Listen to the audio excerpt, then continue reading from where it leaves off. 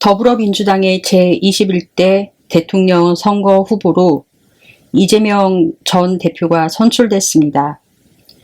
이 후보는 권리당원과 대의원, 국민선거인단을 합친 집계에서 89.77%로 민주당 역사상 최고 득표율을 기록했습니다. 이 후보는 당원과 지지자 그리고 국민들이 자신을 일으켜 세웠다며 새로운 시대의 서막을 열겠다고 다짐을 했어요. 그리고 이 후보는 수락연설에서 3년 전 20대 대선에서는 자신의 부족함 때문에 패배했다며 패배를 인정했습니다. 그리고 23년 전 오늘 정확히 2002년 4월 27일은 노무현 전 대통령이 대선 후보로 선출되었다며 2025년 4월 27일도 자신이 대통령 후보로 선출되었다는 것을 말을 하면서 새로운 시대에 서막이 될 거라며 정권 교체의 의지를 드러냈습니다. 경제와 통합을 강조한 김동연 후보는 6.8%, 지방 분권에 강점을 뒀던 김경수 후보는 3.36%에 그쳤어요. 민주당 계열 역사상 최고 득표율을 갈아치우며 당 대선 후보로 선발된 이재명 후보는 국민현충원 참배를 시작으로 대선 행보에 돌입을 했습니다. 또한 더불어민주당 대선 후보로 확정된 이재명 후보는 이날 30분가량의 수락연설을 했는데요. 이때 압도적인 정권교체를 강조했습니다. 이번 대선은 정당들의 대결이 아니다. 미래와 과거, 도약과 퇴행, 희망과 절망의 대결이라고 목소리를 높였어요. 그러면서 자신이 국민의 가장 훌륭한 도구가 될 준비가 된 대통령 후보라고 말을 했어요.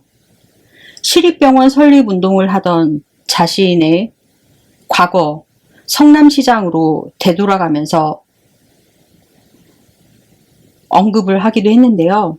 그러면서 경기도지사와 민주당 대표를 역임하며 경기도와 민주당을 자신이 바꿔놨다면서 대한민국도 바꿀 수 있게 기회를 달라고 선언을 했습니다. 그리고 나서 국민 통합을 여러 차례 강조했습니다. 윤석열 전 대통령은 친히 군사 쿠데타로 타협을 배제하고 상대를 말살하려 했다라고 하며 자신은 대화와 타협으로 민주주의를 복원하겠다고 공언을 했습니다. 자신의 구호인 먹사니즘과 잘사니즘을 위해서 이념을 뛰어넘는 실용주의로 강점을 찍었어요.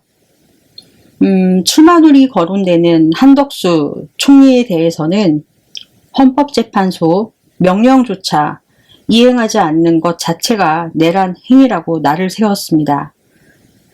그리고 대선 캠프에는 비명계 등 가급적 많은 사람들이 참여할 것이라고 설명을 했고요. 국민의힘은 민주당 이재명 후보의 확정에 대해서 뭐라고 했냐면은 제대로 된 검증은커녕 공반조차 없었던 아버지 이재명 추대식이었다며 대선에 대해서 혹독한 결과가 나타날 것이라고 비평을 했어요. 이재명 후보의 대권 도전은 이번이 세 번째입니다. 인권 변호사 출신의 비주류 정치인으로서 거래 야당의 대표를 거쳐 이제는 사상 최고의 득표를 거쳐 원내 1당의 대선 후보가 되었는데요. 기본사회를 내세우며 진보 색채를 드러냈던 지난 대선과는 달리 이번에는 중도 보수를 겨냥하는 실용주의로 대권에 도전을 했습니다. 지난 2017년 더불어민주당 대선 경선 당시 비주류였던 성남시장 이재명 후보가 문재인 후보에게 도전했지만 차기 주자 명단에 이름을 올리는 것에 만족해야만 했습니다. 5년 뒤 재도전했어요. 이번에는 이낙연 후보와 흠집내는 경쟁 끝에 겨우 진보 진영 주자로 나섰습니다. 하지만 검찰총장 출신 국민의힘 윤석열 후보에게 0.73%포인트 차이로 석패해 대권 바로 앞에서 발길을 돌려야만 했습니다. 대통령 파면으로 빨리 찾아온 기회에 어대명 구도에 이변은 없었습니다. 지역마다 90% 안팎의 득표로 경제자들을 압도했습니다. 경선 규칙에 반발해 김두관 후보가 하차를 했고 여론조사 업체 선정을 두곤 잡음도 있었지만 당내 원팀 분위기는 뚜렷했습니다. 인권변호사 출신 비주류에서 거대 야당으로 이끈 당 대표를 거쳐 세 번째 출발점에 섰습니다. 윤석열 정부 내내 검찰 수사가 이어졌고 구속 지점까지 가는 정치적 위기도 겪었지만 당을 장악해서 역전을 했고 무죄 판결을 받아내고 탄핵 정국까지 이끌어내면서 현재까지 극적인 대권 드라마의 중심에 서 있습니다. 정권 교체론이 강한 조기 대선, 국민 앞으로 35일 중도층의 표심을 끌어와 승기를 굳히겠다라는 것이 당면한 제1과제입니다. 기본사회를 내세우면 진보적 색채를 드러낸 지난 대선과 달리 실용주의 중도 보수로서의 변신에 표심이 반응할지도 주목이 될 것이라고 생각을 하는데요. 본격화된 개헌 논의, 대통령실, 세종시 이전 등 이 대표의 새 정권의 청사진도 더 뚜렷하게 제시해야 됩니다. 대통령 권한대행 총리의 대선 출마, 속도를 내고 있는 대법원의 공직선거법 사건, 항고심 처리가 막판 변수로 나타나고 있습니다. 그리고 위에 언급해 드린 바 있는 이재명 후보의 수락연설에 대해서 한번 분석해 드려 보도록 하겠습니다. 30분가량의 연설 속에서 통합이 14차례나 언급되었습니다. 그러면서도 정권 교체, 대선 승리의 의지를 매우 강하게 피력했는데요. 또 실용주의와 국민 통합 두 가지로 반복해서 강조를 했어요. 먹사니즘의 물질적인 토대 위에서 잘사니즘으로 세계를 주도하는 진짜 대한민국으로 만들어 보겠다. 이념과 사상에 얽매일 수는 없다. 이념과 사상은 시대의 변화에 국민의 삶 앞에서는 무의미하다. 이렇게 말했습니다. 그리고 최근 전국이 진영 간 대결이 격해지고 있는 상황에서 국민 통합이 정치의 사명이자 대통령의 제1과제다. 이로써 민주주의의 회복과 성장 회복이 국민 통합의 길이다. 이렇게 말을 하면서 힘을 줬습니다. 전당대회는 민주당의 상징색인 파란색 풍선, 내란 극복의 상징인 응원봉이 물결을 치며 말 그대로 축제 분위기였어요. 이 후보의 수락연설 한 대목을 당원과 지지자들이 따라서 외치는 모습도 보여줬습니다.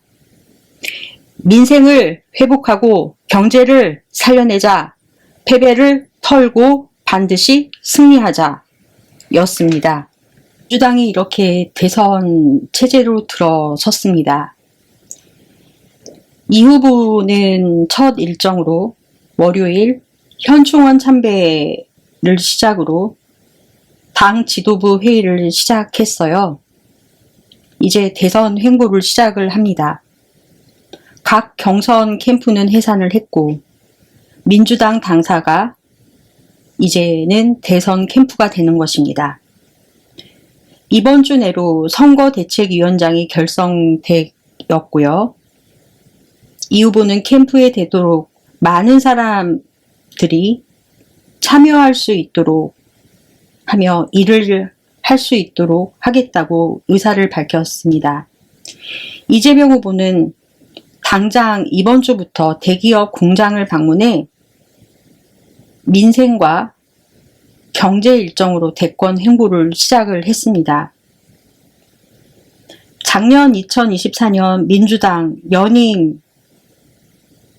되신 날은 김대중 대통령님께서 탄생 100주년 되신 날이었거든요. 그날이 이제 연임이 되신 날이었습니다. 이번 민주당 대선 후보가 되신 날도 고 노무현 대통령님께서 2002년도에 대선 후보로 선출되신 날에 이제 이재명 전 대표가 이번에는 2025년 민주당의 대선 후보로 선출된 것을 보며 저는 깜짝 놀랐습니다. 이재명은 여러분이 지어주신 새로운 이름입니다. 다시 살려주신 그 기회의 새 이름입니다. 세계를 선도할 국민의 유용한 도구이자 충직한 대표 일꾼의 이름입니다. 자신의 삶을 돌아보면서 단 한 번의 순탄한 과정도 단 한 번의 쉬운 싸움도 없었습니다. 그러나 어려울 때마다 우리 당원, 동지들께서 우리 국민들께서 상처투성이로 쓰러졌던 저 이재명을 일으켜 세워주셨습니다. 저 이재명은 여러분이 지어주신 새로운 이름입니다. 저는 이 부분이 굉장히 인상이 깊었습니다. 이재명 후보는 진보 좌파의 지지를 바탕으로 지금까지 해왔던 것처럼 과거만 흑묘, 백묘식, 중도 보수, 실용주의로 변신을 게으르지 않는다면 굉장히 성공한 대통령으로 평가받을 수 있을 것이다 라고 저는 생각을 합니다. 일요일 이재명 대선 후보 수락연설은 한편의 대하 드라마처럼 민주당을 이끌었던 과거의 대통령들의 전통과 가치를 계승하면서 중도 보수를 아우르는 실용주의를 씨앗을 뿌려 국익우선주의의 정치를 하되 세계 여러 나라를 돕고 선도하는 입장에서 발전을 시켜 그들을 모두 한국으로 끌어들이겠다라는 공약으로 얘기했던 K 이니셔티브를 만들겠다라고 대통령 수락연설에서 말을 했습니다. 당원들이 앉아있는 좌석 안으로 깊숙이 들어갔습니다. 그 연단에서 마치 콘서트를 하듯 연설은 즉흥 연설인 것처럼 멀리 떨어진 프롬프트를 바라보면서 당원들을 응시하는 눈빛으로 기획한 것 아주 백미였습니다. 정치인들의 연설은 마치 관객들을 위한 연기를 하듯 자신이 사용하는 말투나 표현하고자 할 때 쓰는 동작, 자신이 전달하고자 하는 느낌을 전달할 수 있는 감정 몰입 등 연설을 하지만은 그것은 대중을 설득시키고 자신의 말에 호응을 얻기 위해 할 수 있는 배우처럼 국민을 향해 자신의 메시지를 온몸을 던져 연기하듯이 지루하지 않게 한눈 팔지 않도록 그러한 연설을 하는 것입니다. 이러한 연설의 요소들이 모두 들어가 있는 아주 잘된 술안 연설이었다라고 저는 평가했습니다. 그러면서도 자신의 삶을 되돌아보듯 낭독하는 센티멘탈, 그리고 좌절과 역경을 딛고 일어나 정치를 하게 된 결의와 의지를 표현할 때는 강한 어조로 입장을 드러내면서 선대 민주당을 거쳐 한국의 리더가 된 김대중, 노무현, 문재인까지 자신의 그릇에 모두 담아서 그들이 이루지 못했던 대사원 공약들까지 자신이 이 자리를 설 수 있게 도와준 당원과 국민 여러분들의 염원까지도 모두 모아서 한 발짝 한 발짝씩 앞으로 나아가면서 뒤처지는 이 한 명 없도록 세심하게 알뜰히 잘 챙겨 나갈 것이다 라는 수락연설을 들으면서 한편의 모노드라마를 보는 듯 무대에서는 충분히 빛났습니다. 제가 운동을 하면서 눈빛을 부라린다라는 말을 왕왕 듣습니다. 저는 잘 모르죠. 강렬한 눈빛이 있다고 그런 소리를 많이 듣는데요. 큰 눈이 튀어나오겠다라고 주변에서 그랬습니다. 저는 잘 몰랐는데요. 그때 저는 제 눈을 못 봤으니까요. 하지만 저는 그런 건 있습니다. 게임은 최선을 다해서 이기든 지든 해야 된다. 그런 근성이 있어서 할 때는 죽기 살기로 합니다. 대신 지면 깔끔하게 승복합니다. 안 되는 공약으로 집중해서 합니다. 스피드가 안 되면 서브를 파워풀하게 한다든가 하는 식으로 제 몸이 안 따라주면 상대방의 단점을 유심히 살펴본 다음 집중 공격합니다.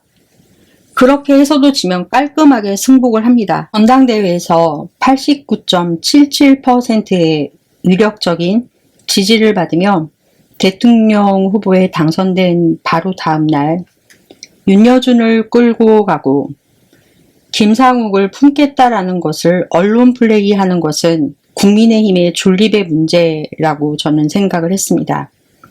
지금 이재명 대선 후보의 최측근과 국민의힘 의원들 사이에서 굉장히 구체적으로 딜 작업이 시작되었다라고 저는 생각을 하는데요. 그동안 왜 영입을 안 하고 있나 걱정을 했습니다. 기회를 엿보고 있었다. 국민의힘의 좌석 108석은 앞으로 붕괴될 가능성이 굉장히 높다라고 판단이 됩니다. 국민의힘에서 가능성을 상실한 일부 의원들이 민주당으로 가려고 줄을 설 것입니다. 저는 그렇게 봅니다. 국민의힘은 탈당 러시가 일어날 것이다. 충분히 예상 가능한 일입니다. 이재명 후보의 당선 이후 6월 3일 이후 국민의힘은 탈당 현상이 마치 코로나가 번지듯 이루어질 것이다 라고 저는 예상합니다. 1000%입니다. 최소한 20명 이상 정도 당적을 이적할 것이다 라고 생각합니다. 중도 보수를 잡지 못하면 이재명 후보는 대통령이 되기에는 다소 무리가 있기 때문에 중도 보수 선언을 본인께서 직접 하시라고 조언해 드렸습니다. 그래서 중도 보수를 포용하면서 가야만 하는 윤석열 정권을 무너뜨릴 수 있고 이 땅에서 기득권화된 보수 참칭 세력들을 뿌리채 솎아낼 수 있다라고 저는 생각을 해서 그렇게 여태껏 주장해 왔습니다. 이재명 후보는 도구일 뿐이다. 그랬더니 네가 뭔데 이재명 의원을 도구라고 하냐부터 시작을 해서 건방지다라는 댓글도 달아주셨습니다. 하지만 저는 눈썹 하나 까딱하지 않았습니다. 저는 꿋꿋하게 이어갔습니다. 자, 보세요. 대통령 후보 수락연설 이후 이재명 후보의 행보를 살펴보면요. 연설 중 나온 김대중, 노무현, 문재인까지 계승 받겠다라고 했습니다. 그리고 나서 첫 번째 공식 일정은 현충원 창배였어요. 자신이 정치를 할 수 있도록 만들어준 공과 법을 떠나서 역대 대통령들이 잠들고 계시는 이승만, 박정희에 대한 묘지에 가서도 참배를 했습니다. 그것도 모자라서 박정희 군사정권의 상징인 박태준 포스코 회장 묘지에 참배하는 것은 어떻게 생각하냐. 바로 옆에 있던 김민석 최고위원이 권하니까 그 자리에서 바로 응해서 참배했다라는 것입니다. 이것은 좌파, 우파를 떠나서 대한민국을 위해서 정말 잘하신 결정이었다라고 생각을 합니다. 역시 현명한 리더 옆에 현명한 책사가 있었구나 라는 생각이 들었습니다. 저처럼 박정희 싫어하고 이승만 싫어하는 사람 없을 거라고 생각을 합니다. 이거는 정치 철학적으로나 이념적으로 따졌을 땐 그래요. 하지만 한 대통령, 나라를 이끌어 가야 될 사람의 입장으로는 그런 식으로 보면 안 된다라는 것입니다. 무슨 말씀인지 이해하시겠죠? 보수 우파를 겨냥한 깜짝 쇼이다. 가볍게 이렇게 생각하시면 될 것 같습니다. 가볍게 생각하시다. 보수 우파도 우리 국민이고 이재명 대통령이 된다라면 다 안고 가야 될 시민들이다. 이렇게 생각하셔야 한다라는 것입니다. 그들을 위한 깜짝 쇼다. 그들을 위해서도 뭔가를 해줘야 하니까요. 내각을 구성하는데 좌우를 가리지 않고 시대를 뛰어넘어 오로지 실력만 보겠다는 것도 역사적 판단 앞에 감정적 대응은 대한민국을 이끌어가는 데 있어서 아주 작은 일부분일 뿐이다. 나는 국가와 국민을 위해 싫어하는 일도 하겠고 내 편으로도 만들고 대한민국의 국익을 위해서라면 저들의 비위도 맞출 수 있다라는 실용적인 자세를 역시 취했다라고 저는 판단했습니다. 이것은 정말 탑 오브 더 탑이다. 우리 안의 작은 차이를 먼저 극복하자라는 내용입니다. 통합하고 더 큰 세계로 나아가자고 했던 수락연설에서 말했듯 대한민국의 보수 우파가 존경하는 이승만까지 품어 안을 것이다. 그들 또한 자신이 대통령이 되면 함께 나아갈 국민이기 때문에 저들조차 나는 힘들지만 개인 이재명이라면 감내하기 어려운 일이지만 대통령이라는 자리로 나아가는 사람의 입장에서는 반드시 뚫고 나아가야 될 문제이기 때문에 행동으로 보여주자라는 차원에서 묘지 참배를 한 것으로 보여졌습니다. 억지 부리지 않겠다. 진정성을 운운하면서 꼬투리 잡고 하지 않겠다라는 뜻으로 읽혀졌습니다. 이러한 작은 역사적 구차함에 대통령의 자리에 도전하는 사람이 그저 품지 못하면 어떻게 될 것인가 라는 것입니다. 이재명 후보는 대단히 영리한 사람입니다. 그동안의 대한민국 정치가 어떻게 실패했는지 특히 문재인, 박근혜, 노무현, 이명박, 윤석열을 보면서 느낀 것입니다. 문재인이 대통령이 되자마자 한 게 대한민국 보수 우파가 가장 싫어하는 윤석열을 서울지검장에 앉혔습니다. 그리고 임수경을 북한으로 보낸 한양대 총 학생 시절 전대협 의장으로 주사파의 상징 떼떼를 데리고 있는 임종석을 청와대 비서실장에 앉혔습니다. 그리고 문재인은 2019년 3.1절에 이날이 이제 3.1절 100주년이었거든요. 1년 내내 독립운동가를 부각시키는 반일 캠페인을 벌였습니다. 여러분들은 잘 못 느끼시겠지만요. 이제 중립적인 입장에서 보자라는 것입니다. 이때 대한민국 국민들은 양극화로 됐습니다. 양갈래로 짝짝 나눠졌어요. 이때가 최고였습니다. 그리고 유엔에 가서는 김정은 수석 대변인 역할까지 했어요. 남북 연락사무소는 폭파가 됐습니다. 그러면서도 임기 마지막까지도 자신의 속내는 감추면서 종전과 평화 협정을 하자라고 하면서 퇴임할 때까지도 국민들의 희망을 부풀려 40%의 지지율을 유지했습니다.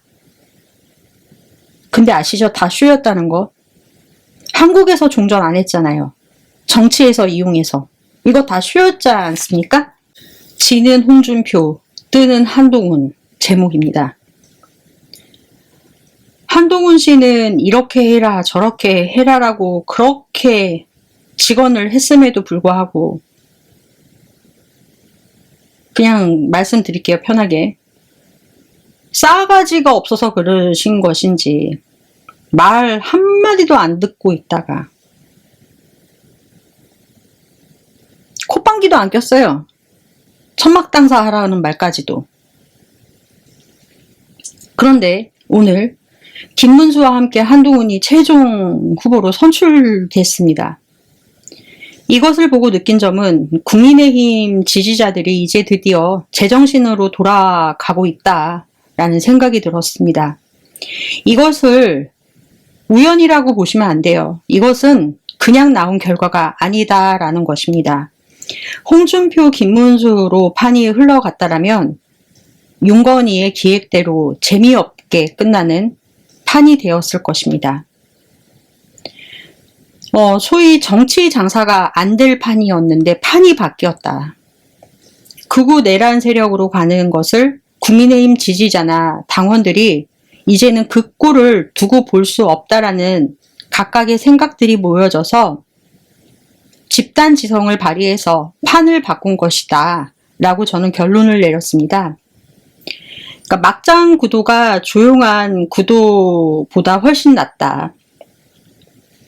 근데요, 웃긴 거 알려드릴까요? 경향신문, 한겨레, 오마이뉴스는 김문수, 한동훈 양자 대결 구도를 이 내용을 다루지 않고 홍준표 정계 은퇴로 국민의힘 경선 선출 내용을 덮어버렸습니다. 상당한 중립적이지 않고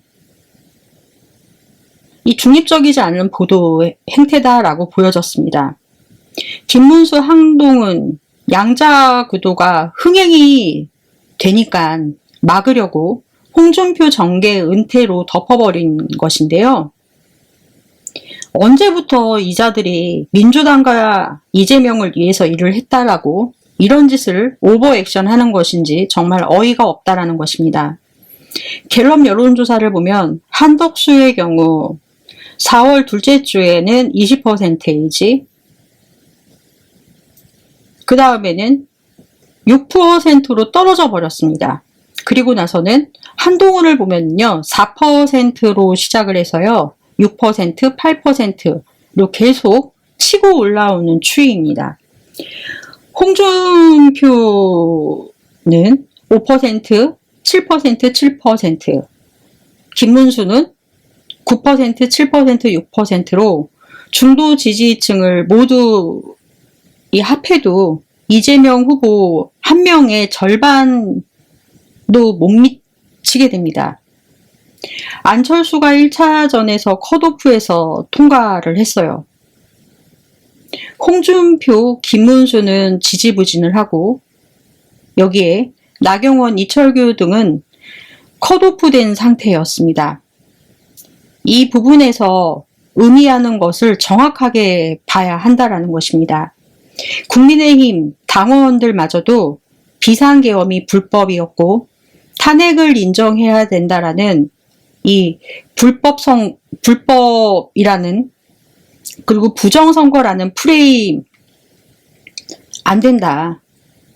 친윤건희 라인으로는 국민의힘은 회생 불가능하다라는 것을 깨달은 것이 수치로 나온 것이다라고 생각이 들었습니다. 한동훈을 배신자 컨셉으로 이재명과 오버랩 시키려는 계획이 틀어진 것이다. 지지자들은 이미 탄핵을 인정을 했어요. 그리고 윤석열, 김건희는 별것 아니다. 라는 것을 인지를 했다는 얘기입니다. 그렇다면 국민의힘을 위해 이재명을 상대로 이길 수 있는 상황은 아니지만 최선을 다해서 싸워줄 수 있는 사람, 이러한 사람을 선출했다라고 저는 봤습니다. 그러니까 졌지만 잘 싸워줄 사람을 선출한 것입니다. 그런데 이재명 프레임으로 가는 것은 너무 한심했다라는 것입니다. 이것을 제대로 읽지 못하고 이재명이라는 프레임으로 갔다라는 것입니다. 김문수 후보가 한동훈 후보에게 네가 사람이냐라는 말을 상대 후보 면전에서 예의를 전혀 지키지 않는 상태로 이러한 레퍼토리를 반복해서 공격한 것, 한동훈이라는 사람에 대해서 억울한 피해자로 만들어준 기회밖에 되지 않았다라고 보여졌습니다. 그런 측면이 있다라고 저는 봅니다. 그러니 김문수 후보는 그런 식으로 공격하시면 안 된다.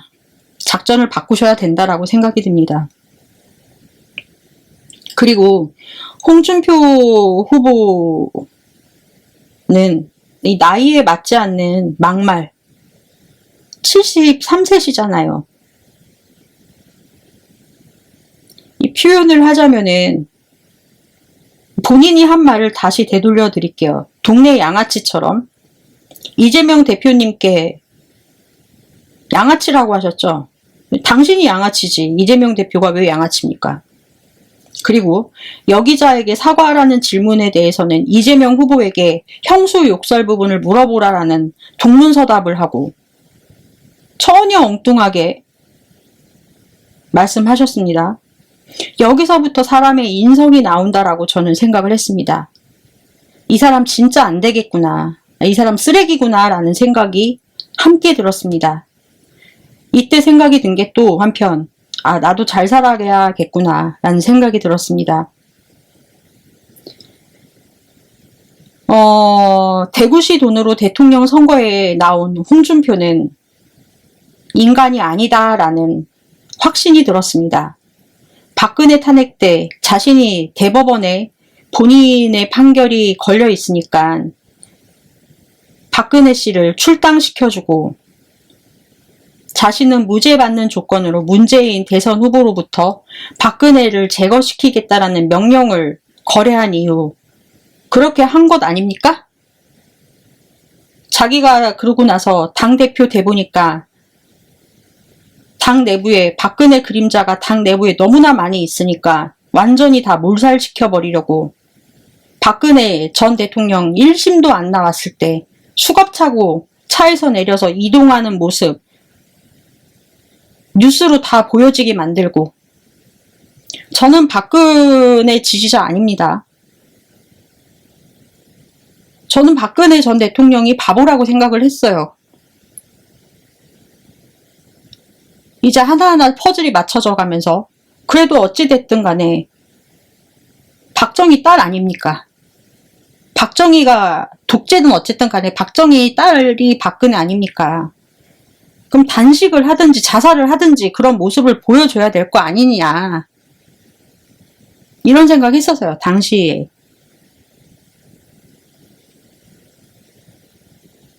윤석열 난장판을 버린 것을 버려두고 87년 헌법이 낡아서 체제를 바꿔야 된다라고 하면서 개헌을 얘기하시는 분들 많습니다. 이렇게 막 얘기했잖아요. 근데 아니나 다를까 홍준표야말로 모래시계 검사라고 하면서 어쩌고 저쩌고 하면서 87년 헌법 체계에 가장 혜택을 많이 본 상징적인 인물 아닙니까?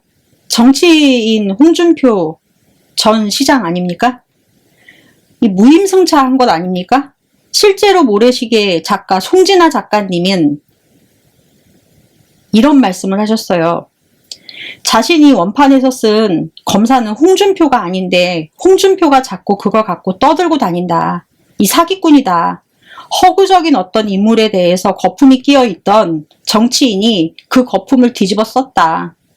그러면서 전성기를 달리고 있는데 이제 그 거품이 사라질 것이다. 그 역할도 그러했다. 라고 인터뷰도 했습니다. 이 송진아 작가님께서. 제가 이렇게 돌아보니까요, 홍준표 전 시장님은 이제 오늘 정계에 은퇴하셨지 않습니까? 그분을 이렇게 가만히 보면 이분은 또 100%입니다. 내일 저녁 되시면 다시 나오실 것입니다. 두고 보세요. 제 말이 틀린지. 제가 지금까지 틀렸습니까? 제 말 지금까지 다 맞지 않았습니까? 홍준표 씨를 믿으시면 그건 순진하신 겁니다. 눈 하나 깜짝하지 않고 나올 겁니다. 내일. 자기 분에 못 이겨서 자기 기분에 조금이라도 비우상하는 일이 있거나 하면 대번에 나올 겁니다. SNS를 통해서라든지 기타 등등의 방법으로 반드시 등장할 것입니다. 자연인으로 돌아가겠다. 이 천만의 말씀 만만의 콩떡입니다. 무슨 자연인입니까? 자기가 그런 사람이 아닌데. 2017년 대선 때 떨어졌잖아요. 홍준표 전 시장이. 그리고 당대표를 하겠다라고 했는데 왜 하려고 하냐. 이 홍준표 씨가 자기가 한 말에 본심이 굉장히 많이 나옵니다. 어떤 말이 나왔냐면은 자신은 사람이 없으면 1분도 지내지 못하는 스타일이라고 했어요. 이 홍준표 씨는 분리불안증 환자입니다. 그리고 단기 기억 상실증 환자이기도 합니다. 자, 지켜보십시오. 한번. 그래서 한겨레, 경향신문, 오마이뉴스 진짜 문제 많다. 왜냐면 국민의힘에서 김문수하고 한동훈이 흥행이 되니까 이걸 막아야 되거든. 그러니까 홍준표로 이걸 덮어버린 겁니다. 뉴스로 도배로 해서. 그러면서 이걸 덮은 이유는 꼴에 또 생각을 해주겠다라고, 이재명 위험하다라고 생각하고 조치를 취한 것인데 이건 아니다라는 것입니다. 국민의힘도 이제 정신을 차리겠다라는 뜻인데 왜 막습니까? 서로 경쟁을 해야지. 강한 야당이 있어야 정치가 발전합니다. 기자 여러분들, 강한 야당이 있어야 정치가 발전한다고요. 어차피 이재명은 되니까 그 격차를 줄이는데 누가 적임자가 될 것이냐. 라는 생각에 한동훈이라는 결론을 내린 거예요. 이제부터가 시작입니다. 왜 당신들이 이걸 막아, 알 권리를. 홍준표, 김문수 후보 같은 경우는 전혀 흥행이 안 돼요. 이 사람들 나와서 한 소리 계속 찍는다. 이재명 프레임 소리만 하고 한동훈 조리돌림만 하지 않았습니까? 5살짜리 애들 막말 싸움 하는 것처럼. 봐보세요. 홍준표 씨 내일부터 떠들던 간에 뭐든 하여튼 또 나오셔서 말씀하실 거예요. 그분. 박근혜 출당시킬 때도 윤리위원회에서 출당 권유했어요. 열흘 안에 근데 당사자가 반응하지 않으면 출당 조치를 취해야 됐어요. 그렇게 한 게 홍준표 씨입니다. 홍준표 씨가 당대표 직권으로, 그러니까 본인도 출당당하지 않을까 싶으니까 스스로 탈당했다라고 저는 봐요. 명태균 게이트가 불거지면 자기 앞길이 어두워질 테니까 스스로 자기가 그러니까 출당 조치 당하기 전에 탈당한 것으로 저는 보여졌습니다. 그러니까 한마디로 도망간 것이라는 것이죠. 국민의힘에서는 내세울 사람은 한동훈입니다. 대구시장까지 버리고 한마디로 대구 시민을 졸로 보고 이러한 행위는 역풍 맞았다고 생각을 합니다. 저는. 한동훈이 아니라 한동훈한테 친 이유는 홍준표 씨는 대구 시민들한테 역풍 맞았다라는 것입니다. 대구 시민들을 졸로 하셔가지고. 국민의힘 지지자들은 국민의힘 대선 후보가 이재명이랑 붙었을 때 생각을 해본 것입니다. 누가 더 잘 싸울지를. 그리고 한덕수랑 붙었을 때도 누가 더 잘 싸울지조차도 생각했어요. 두 사람 중 한 명이 되더라도 이건 한덕수한테 갖다 바치는 꼴인데 단일화해서, 그런데 한덕수가 단일화 하겠다라고 이렇게 찝쩍대면서 나오잖아요. 이러한 행위는 국민의힘에 죄를 뿌리는 행위입니다. 김문수, 홍준표가 한덕수한테는 또 죄를 뿌리는 것이고, 이게 무슨 말이냐면요. 국민 입장에서는 쟤나 너나 똑같은 놈들이라고 생각을 하는 것입니다. 비상계엄 정당하다라고 부르짖었잖아요. 한덕수 씨는 내란 공범으로 보는 입장인데 중도 보수 입장에서는 한덕수도 이제는 타이밍을 놓쳐서 안 된다라고 생각을 했다라는 것입니다. 경계선에서 이렇게 째려보고 있다가 속으로 생각하고 판단 내린 것입니다. 홍준표, 김문수는 너무 손쉽게 한덕수와 단일화한다라고 말을 공공연하게 했어요. 이 사람들 합쳐져 봤자 시너지가 없습니다. 그러니까 김문수, 홍준표는 한덕수에게 후보 자리를 넘겨줄 심산이 있었다라는 것으로 보여졌죠. 그런 점에서 힘을 받을 수 없다라고 판단을 한 것이죠. 이 당원들과 지지자들이 더 똑똑해요. 국회의원들보다. 근데 한동훈은 반면에 뭐라고 했냐면요. 끝까지 인터뷰에서 국민의힘 후보로 나갈 것이다 라고 했어요. 자신은 국민의힘 후보로 꼭 나갈 것이다. 한덕수가 밀었던 빅텐트론, 국민의힘 외부에서의 빅텐트라는 논리입니다. 그런데 한동훈이 대선 후보로 당선된다면 국민의힘 지지자들은 더 이상 한덕수를 지지할 이유가 없어요. 한덕수는 타이밍을 놓쳤어요. 한덕수 씨. 꿈 깨세요 이제. YS가 말했잖아요. 정치는 타이밍이라고.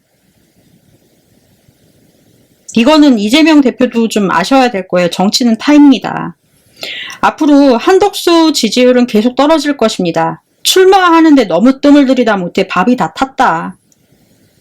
답이 다 탔다. 그 다음으로 넘어가면요.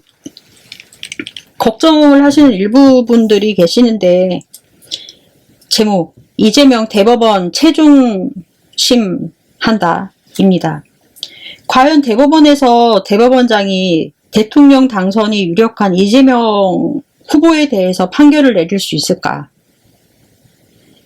이것은요. 기본적으로 유죄 판결을 내리려면 공직선거법상으로 이 유죄라는 것을 내려면 확실해야 된다라는 것입니다. 중대하고 명백해야 됩니다. 이 허위사실 공표라는 부분이 그래야 유죄 판결을 내릴 수 있는 것인데요. 그리고 100만 원 이상 나오게 되면 피선거권 박탈이 된다. 근데 유력한 대선 후보를 이 사안을 구체적으로 보면요. 못한다라는 것입니다. 근데 또 이 사건이 섬찟하게 무서운 것이 무엇이냐. 제1야당에 그야말로 엄청난 위치에 있는 사람도 저렇게 검찰에 의해서 재판에 회부가 되고 국민들은 이재명을 도둑놈이라고 알고 그렇게 만들고 그런 세상이 만들어졌다는 것이 굉장한 이야기라는 것입니다. 여러분. 집어넣으려고 마음먹고 작전 짜면 없는 혐의도 만들어서 구속시켜 버린다는 것이죠. 그리고 죄 없는 사람 구속도 시켰잖아요. 송영길 대표처럼. 그리고 나서 무죄 나오니까 검찰이 바로 상고했지 않습니까? 검찰이 상고를 했는데 사건이 이게 웃긴 게요. 바로 배당이 되었습니다. 대법원 몇 부에 배당되는데 원래는 한참 걸리는 게 룰이거든요. 시간상. 근데 또 심리를 하기 위해서는 그런 배당을 한 당일 조희대 대법원장이 전원합의체 회부를 결정했다라는 것입니다. 당일에 바로. 그럼 이게 뭐냐. 선고 직후에 대법원의 재판연구관들이 사건 검토에 착수를 했다라는 것입니다. 그리고 나서 이게 그러니까 어떻게 되냐면 준비를 하고 있다가 요이 땅 하자마자 바로 스타트하고 출발을 하고 진행을 했다라는 것입니다. 무죄 판결 나고 그날 바로. 이게 그날 당일에 다 이루어진 일이에요. 이것은 굉장히 이례적인 일이라는 것입니다. 그리고 전원 합의체를 일주일에 2번씩이나 했다. 이것도 유례에 없는 일이거든요. 그러면 이 사람들이 도대체 왜 이렇게 할까? 왜 이렇게 서두를까? 저는 지난번에도 얘기했지만 대법원이 체면치레하려고 하는 것이다. 헌법재판소는 그렇게 한편으로 큰 일을 했는데 이 대법원은 뭐냐? 그러니까 이 약간의 경쟁심이 있는 그러한 구도 안에서 우리도 이재명이 장차 대통령이 될 것인데 그러한 대통령한테 한 건 하자. 뭐 이러한 뜻. 왜냐면 그런 게 있거든요. 묘한 경쟁의식이 대법원과 헌법재판소에는 있어요.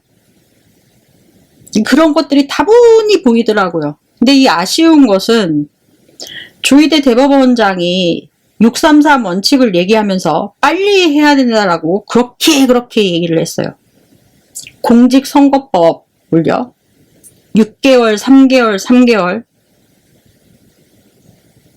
이것은 위법 반행이, 즉 반칙을 이용해서 당선된 사람이 그러한 직분을 해서 그러한 사람이 수행을 빨리 막기 위한 조치이거든요. 이 공직선거법이. 그런데 이재명 후보는 낙선했단 말입니다. 낙선한 자에게 이러한 일률적인 기간을 적용을 해서 진행한다라는 것은 일종의 법기술이다. 아니면 법원 관료들의 기회주의적인 모습으로밖에 보여지지 않는다라고 판단이 내려졌습니다. 입법의 취지와는 안 맞는 진행 형태이다 라는 것입니다. 그렇다라고 하면은 633 윤석열 내란 재판 지규현 부장판사에 대해서는 왜 그렇게 안 합니까? 이 지규현 부장판사에 대해서는 세워라 내워라 하고 있잖아요. 왜 윤석열 내란 재판은 3개월 만에 못 끝냅니까? 일주일에 공판기일 4번씩 열면은 3개월 안에 끝납니다. 옛날엔 다 그렇게 했대요. 근데 왜 한 달에 3번 정도도 안 연다고 하는 것입니까? 그러고 나선 크리스마스까지 결론이 날지 안 날지 모른다라고 하면서 내년으로 넘어가겠다라고 하면서 조희대 대법원장 지규현 부장판사 먼저 혼내세요. 응?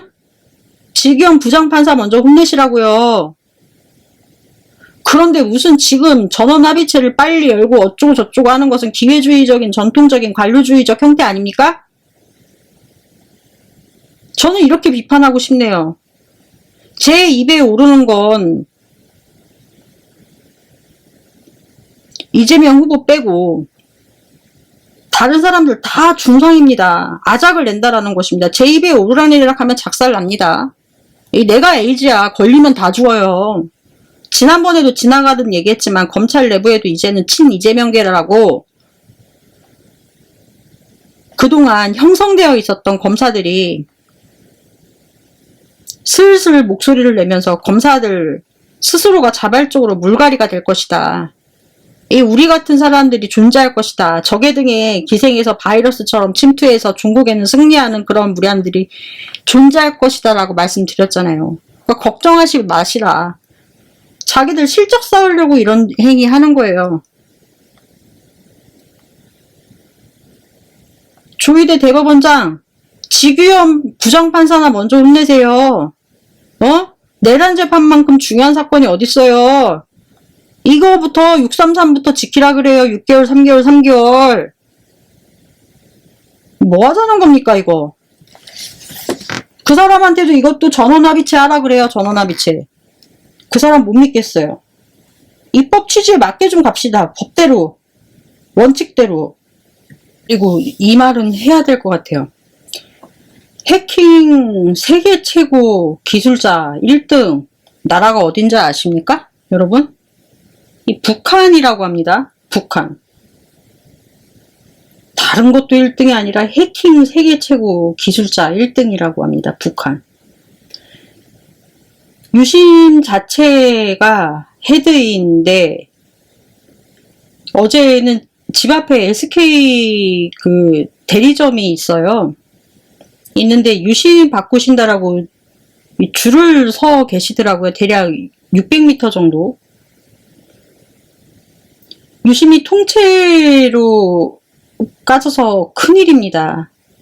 빨리 유심들 신청하셔서 받으셔야 될 것 같아요. 2,500만 명이라고 합니다. 난리가 났어요. 보안이 이렇게 돼가지고 어떡한지. SK가 이제 1,600억 원을 들어서 고쳤다라고 예전에 말을 했거든요. 아무튼 유심 칩 보호하는 서비스가 있대요. 교체하시면 유심 보호 서비스를 교체하시면서 하셔야 될 것 같습니다. 다행히도 뭐 LG는 상관없다라고 하시는데 SK 쓰시는 분들은 빨리 가셔서 교체하시기 바랍니다. 뭐 아시겠지만 하여튼 이 할 게 없어서 범죄 1등이라니 참 안쓰럽습니다. 정말 답답합니다. 할 게 없어서 범죄 1등. 그리고 또 자주 발생을 해요. 노인 범죄도 증가하는 추이입니다. 노인 타켓 범죄가 문제라는 것이죠. 60대 서 있는 여성을 거리에서 갑자기 공격해서요. 술 먹고 자기 엄마 같은 사람을 달려가서 얼굴을 때리고 그걸 본 시민이 말리니까 그 사람한테 주먹질하고 또 도망가는 것을 시민들이 따라가서 잡으려고 하니까 또 쫓아가다가 자빠지고 또 자빠지고 넘어지고 대가리 깨지고 하는, 이 사람들은 대가리 깨졌어야지. 이 사람은 서울에서 수원으로 오는 버스 안에서부터 이유 없이 연병을 부렸대요. 이러한 경우 처벌을 줄 때 상대방의 진단서에 의해서 처벌 주는 경우가 많아요. 이 사람은 죄질을 봐야 합니다. 술 처음 마셨잖아요. 술 취한 것 본인이 자청해서 마신 것 아닙니까? 진단이 나왔든 안 나왔든 3주가 나왔든 2주가 나왔든 아예 안 나왔던 간에 그것도 따지지 마시고 처벌을 해야 한다. 이 자식의 범행 수법, 죄질이 아주 안 좋으니까 초범이든 재범이든 간에 따지지 마시고 죄질이 불량하니까 처벌을 아주 세게 주어서 초장부터 뽑아내야 한다라는 것입니다. 그리고 분명한 것은 형사분들이 사건 처리하실 때 이러한 사람들한테 민사도 대신 한꺼번에 진행해 주셨으면 합니다.